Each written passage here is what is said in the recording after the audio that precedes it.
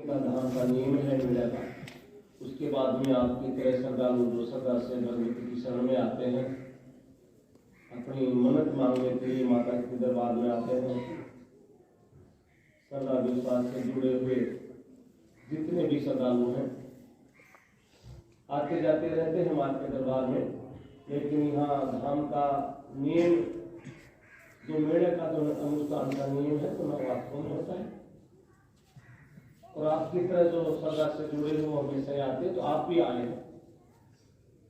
और ये जो धर्म स्थान है भाई, धर्म स्थान पर तो व्यक्ति को मान मर्यादा अच्छे विचारों के साथ में रहना चाहिए, जिससे आने से जो यात्रा है वो भी सफल हो। और मैया के दरबार में बड़ी श्रद्धा से आप आए हैं तो माता रानी आपकी मनोकामना भी पूरी करें।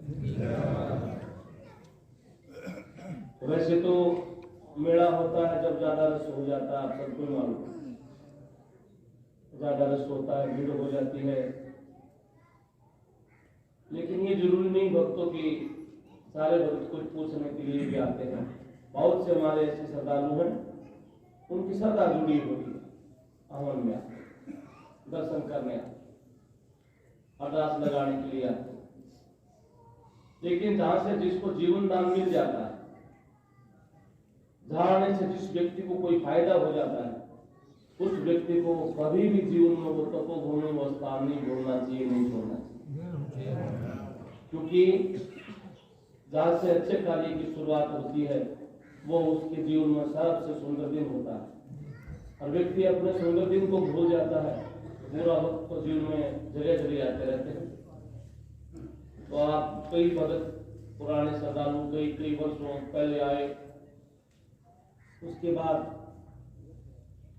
फायदा हो गया, मैया ने कृपा कर दी, मुड़ करके आए नहीं, फिर कभी कोई समस्या हुई तो फिर आ गए। ऐसे भक्तों को कहना चाहता हूँ कि जरूरी नहीं कि हम भगवान के मंदिर में, देवी देवताओं के मंदिर में जब कोई समस्या हो तभी जाएं। ये तो हमारा एक आधार है, एक आस्था है। और धर्म स्थानों पर व्यक्ति जब बार बार में जाता है कभी वो खाली नहीं आता, क्योंकि जहाँ प्रभु का द्वार होता है वहाँ व्यक्ति का जीवन का उद्धार भी। वैसे मेले की चर्चा करें तो भाई 9वीं 10वीं 11 3 दिन का था। फिर आज हम क्यों आए, आप क्यों आए हो? एकादशी के बाद में तो फिर मेला ही नहीं लगता। लेकिन ऐसे आपकी तरह श्रद्धालु आते रहते हैं, क्योंकि समस्या है वो कोई विशेष दिन देख करके नहीं आती, कभी भी व्यक्ति की कोई पीड़ा आती है। और ये जरूरी नहीं कि हमारे कोई समस्या हो तब हम धर्म स्थानों में जाएं, मंदिरों में जाएं, अच्छी जगह जाएं। बिना तकलीफ भी जाना चाहिए व्यक्ति को, क्योंकि संत कहते हैं ना, सतगुरु के दरबार में न जाइए बार बार जाने से क्या होता है? भूली वस्तु बताए थे सतगुरु बड़े दया। भूली क्या भूले हम भगवान को नहीं। 2 मिनट 15 मिनट 1 घंटा हमने पूजा की तो फिर हम भूल गए। वो पूजा नहीं, वो हमारा सुमरन करने का एक माध्यम है। लेकिन मैं कहता हूँ अच्छे लोगों को तो सुमरन करने के लिए मौका मिले या नहीं मिले, लेकिन समर्पित जरूर करना चाहिए। समर्पित भाव है उसमें हमेशा सुमरन होता है। उनको जरूरी नहीं वो मंदिर में जाने से कल्याण हो, अच्छे काम के लिए समर्पित हो जाता है। तो जहां जाए वहीं उनको भगवान, जहां जाए वहीं उनको अच्छी भावना से उनका मन पवित्र होता है तो परमात्मा की प्राप्ति होती है। क्योंकि वो स्वामी तुलसीदास जी ने बड़ा सुंदर वर्णन किया है कि व्यक्ति के विचार अच्छे हों तो जहां देखे वहीं उनको भगवान दिखता है। क्योंकि भावना पर आधारित है। जिसकी भावनाएं विचलित है, भावनाओं में अगर पाप भरा पड़ा है या उसको कलयुग या पाप उसको बदल नहीं करने देता, उस व्यक्ति को सारे ही बुरे लगते हैं। सबसे अच्छा उनको भी लगता है कि मैं अच्छा हूँ, बाकी सब बेकार। लेकिन तुलसीदास जी कहते हैं भावना नर की हो जैसी प्रभु मूर्ति दिखी। जैसी भावना होगी वैसे दिखेगा। और भक्तों अच्छे काम के लिए व्यक्ति का मन नहीं करना बहुत बड़ी विडंबना है, बड़ा पाप। बुरे काम के लिए तो 2 मिनट में हाजिर हो जाएगा, लेकिन धार्मिक अनुष्ठान में मैं तो खुद जाता, मैं बच्चों को जाने देता, वो व्यक्ति मेरे हिसाब से तो इस जीवन में बड़ा दोषी है, दोष का भागी है वो, क्योंकि खुद नहीं करे तो करने ही नहीं दे। और भक्तों को तो रोका जाता है हमेशा ही, भाई जिसने भक्ति शुरू की तो उनको रोका और टोका गया। भक्ति रूपी मीरा का आपने सुना होगा, मीरा ने जब भगवान का भजन शुरू किया तो मीरा के ही परिवार के मीरा को रोकते थे, टोकते थे, और याद तक कर लिया कि मीरा को मारने का भी बड़े बड़े षड्यंत्र रचे। आप लोगों ने पढ़ा भी होगा, सुना भी होगा। तो विष का प्याला मीरा को दिया गया था, ये पी ले। उन्होंने मना किया कि तो कहती है मेरे भगवान मेरे साथ हैं, तो ये प्रसाद ही है। प्रसाद समझ के मीरा पिया तो उस प्रसाद से उसको कुछ नहीं, क्योंकि वो समर्पित थी। और समर्पित होता है उसमें हमारे जीवन में भगवान उसकी साक्षी और मददगार होते हैं। और हमने किसी समस्या कोई तकलीफ में ही भगवान के भक्त बने हैं तो भक्तों तब हम सुमरण करने के लिए आते हैं, समर्पित नहीं होते। तभी संत कहते हैं जब कोई भी दिक्कत न हो और ऐसे समय में बिना समस्या सुमरण करता कोई, वो व्यक्ति समर्पित है। तो यहाँ तो सामने बैठे बहुत से समस्या भी सुमरण कर रहे हैं, तो इसलिए आपको कहूंगा मैं कि अपने को तो मीरा वाला विष पीने की जरूरत नहीं। अपने तो अंदर खुद के अंदर जो विष है ना, इसको बहुत से संत है, ऐसे बहुत से महात्माएं हैं तो 20-30 वर्ष में एक बार कहीं आकर के दर्शन देते हैं। और एक ऐसे महात्मा भी होते हैं वो सुबह निकलते हैं गलियों में, शाम तक घूमते रहते हैं। तो भगवान सब जगह विराजमान है, लेकिन कुछ एक ऐसी चयनित जगह होती है भाई, वह किसी के कहने से नहीं जाता व्यक्ति, वो भगवती के आदेश से जाता है। गुरु महाराज का बुलावा होता है तब आता है। तो बहुत से भगत बैठे हैं, किंतु मैया का बुलावा हुआ वो आए, और जिसको मैया ने बुलाया है आपको मालूम है कभी खाली नहीं है।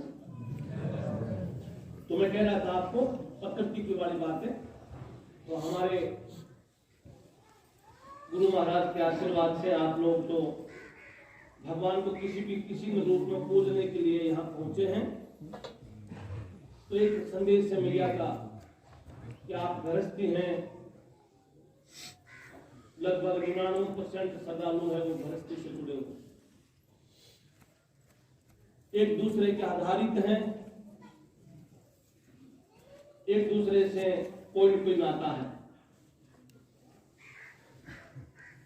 और आप अपने घर के मुखिया भी बैठे हो,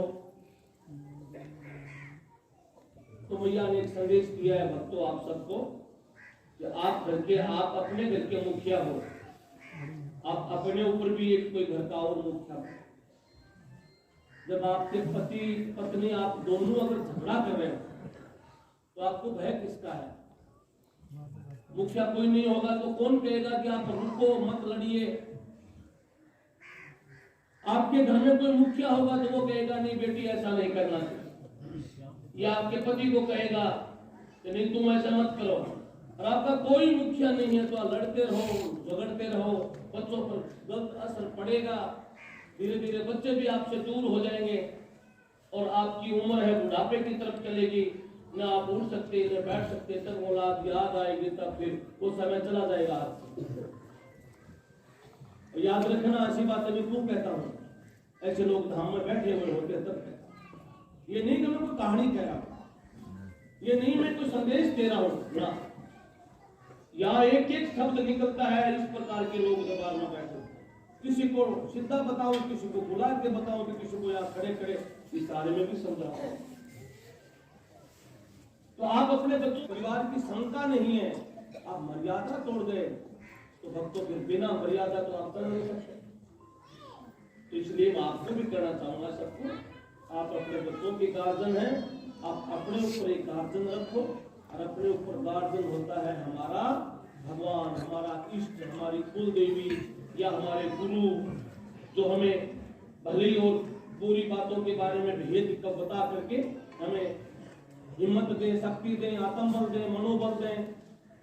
ऐसे तो हों, तो हमारे गुरु रूप में होते हैं। तो आप भी अपने ऊपर अपना कोई मुखिया बनाओ। कोई भी मुखिया नहीं है तो सुबह पूजा करते हो ना, तो भगवान के मंदिर में बैठ करके, गुरु महाराज के स्थान में बैठ करके, क्योंकि घर में भी कोई स्थान होता होगा आपके, और घर में नहीं है तो कोई बाहर कोई ऐसा स्थान होगा जो आपके स्थान नजदीक में कोई मंदिर हो, कोई गौशाला हो, या कोई गुरुद्वारा हो, या कोई भी धर्म स्थान हो, वहां जरूर जाते होंगे। वहां नहीं जा सकते तो घर में जरूर पूजा करते होंगे। तो उसी समय में बैठकर भगवान से प्रार्थना करना कि प्रभु आप मेरे मुखिया हो, आप तमेव माता पिता तमेव ब्रह्म, किसी न किसी रूप में आप उसको मान करके और अपनी जाने अनजाने में जो गलती हुई है उसको क्षमा मांग लेना, और फिर आगे कदम रखने की कोशिश करना।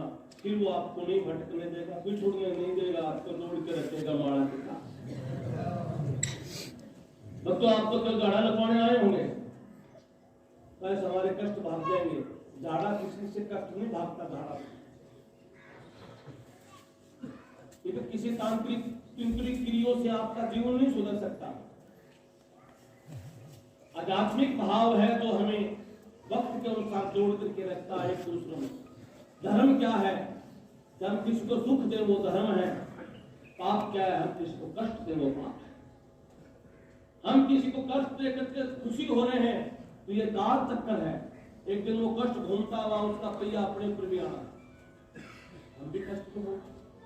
हम कष्ट में होंगे तब और कोई हंसेगा, आज वो कष्ट में तब हम हंस रहे हैं। तो किसी के कष्ट पर हंसना शास्त्रों में सबसे बड़ा पाप माना गया है, सबसे बड़ा दोषी व्यक्ति माना गया है। दूसरा, हमारी निंदा करने वाला कोई न कोई धरती पर होना चाहिए।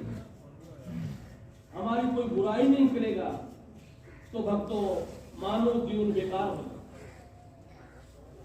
कोई न कोई तो बुराइयां होनी चाहिए, निंदा होनी चाहिए। बहुत से संतों ने कहा, भगत कबीर जी ने भी कहा है कि निंदक नियरे राखी। उन्होंने हिंदी और इंग्लिश दोनों में बता दिया, निंदा करने वाला नियर पास होना चाहिए, ताकि हम उसको देख करके सावधान रहें और लोगों से डरें कि वो ठीक कह रहा था, ये आदमी बेकार है, इसलिए आप सावधान रहोगे कि मैं गलत नहीं बनना चाहता, वो कह रहा है उसका काम करना हम अच्छे करें। तो जीवन में निंदा करने वाला आपके साथ रहेगा, मुझे विश्वास है इंसान मार्ग नहीं भटकेगा। कोई भी निंदा करने वाला नहीं होगा तो एक न एक दिन भटका जरूर आए। तो एक दूसरे की कुछ छोटी छोटी बातों में परिवार में दुश्मनी हो जाती है ना, तो बुरा मत माना करो। परिवार एक बाड़ा है, परिवार एक तीर्थ स्थान है, और परिवार एक आश्रम है। सरदार जी है ना, परिवार आश्रम। और वो आश्रम कौन सा? गृहस्थ आश्रम। गृहस्थ आश्रम उसमें हम सबकी जिम्मेवारियां हैं। जैसे ये मंदिर है, या जिम्मेवारी सबकी अलग अलग बांटी हुई है। धाम के मुखिया पुजारी हैं, उनका कार्य अलग है। गौशाला में कार्य करते हैं, उनका काम अलग है। या साफ सफाई झाड़ू पोछा करते हैं, उनका कार्य अलग है। लेकिन काम तो सारा वो भगवान का ही है, अलग है क्या? कुछ नहीं। तो आप अपने घर में कोई तो खड़ी बैठ के खा रहा होगा, कोई पूरे दिन मेहनत कर रहा होगा, फिर भी उसको बड़ा सुनने को मिल रहा होगा। कईयों ने भाइयों का बड़ा सहयोग किया है, और उसमें काम आए तो भाई भी खिलाफ हो रहे होंगे, फिर भी अंदर पाप मत रखना। सबकी हाजिरी वो विधाता अपनी किताब में लिखता है, सबका पता लिखता है, और लिख करके पर्चा इस जन्म में कुछ दे देता है, कईयों को इस जन्म में पूरा सब कुछ दे देता है, और कईयों के पिछले जन्म के कुछ कारण कुछ भोगना पड़ता है, कुछ कट जाता है, कुछ अगले जन्म में उसका फल मिलता है। तब आप कहोगे महाराज हमने तो अगला जन्म देखा ही नहीं, तो क्या याद आ होगा कि नहीं होगा? अब होगा तो ये लोग कैसे मिलेंगे हमें? नया परिचय होगा, नई गाड़ी होगी, नया बैल होगा, नए लोग मिलेंगे, फिर पंडित जी आएंगे, वो नाम निकालेंगे, फिर हम उस परिवार में बैठेंगे। सब कुछ होता है। पिछला जन्म भी हुआ था, अभी भी हमारा हुआ है, आगे भी जन्म होगा। लेकिन आप कहोगे हमें कैसे महसूस होगा?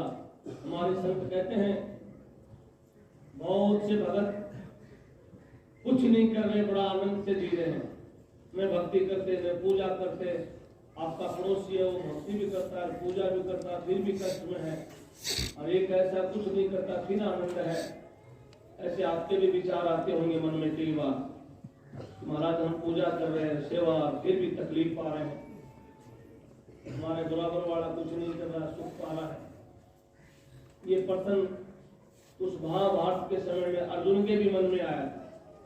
कृष्ण भगवान से पूछा, ये केशव आप हमें बार बार में ये कहते हो कि तुम कर्म करो, फिर भी हम कर्म कर रहे हैं, और हमारा परिवार दुशासन दुर्योधन जैसे कभी मंदिर में नहीं जाते, कभी पूजा पाठ नहीं करते, और क्या विडंबना होगी कि हमारे सबसे प्रिय गुरु द्रोणाचार्य जी भी उनकी पक्ष में चले।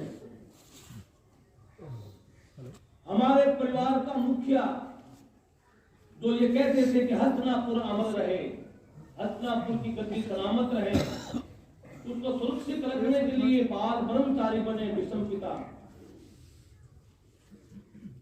इतने बड़े राज में रह करके भी बड़ा ब्रह्मचर्य का पालन क्या हुआ, इतने बड़े शक्तिशाली थे, लेकिन वो भी आज हमारे साथ नहीं है। वो किसके साथ है? गुरु के साथ। और हो सकता है अर्जुन के मन में आया वो ठीक से आया होगा, क्या आपके आ रहा है ना आजकल कि हम सब कुछ करते हुए तकलीफ पा रहे हैं, वो ही क्या है। भगवान मुस्कुरा करके कहते हैं कि अर्जुन हमें एक नए युग की स्थापना करनी है, उसमें धर्म की जीत करनी है। तो महाराज हम तो 5 व्यक्ति हैं, धर्म की जीत कैसे कर पाएंगे? ये तो हजारों लोग, लाखों लोग हैं। जब भगवान हंस करके कहते हैं 5 सर्वे सर्वा है, 5 में 5 तो तंत है, धरण गीगन जल अग्न पवन, 5 से संसार बना। इसलिए जो कार्य करता हूं वो 5 पंच होते हैं, और 5 प्रकृति होती है, और 5 बंधन से जुड़ करके सर्वश्रेष्ठ एक तपस्या होती है, उसमें लाखों हार जाते हैं, 5 जीत जाते हैं। तो आप तो धर्म करिए और संकल्प करके उठिए, मैं आपके साथ रहूंगा। आखिरी आप लोगों ने सुना है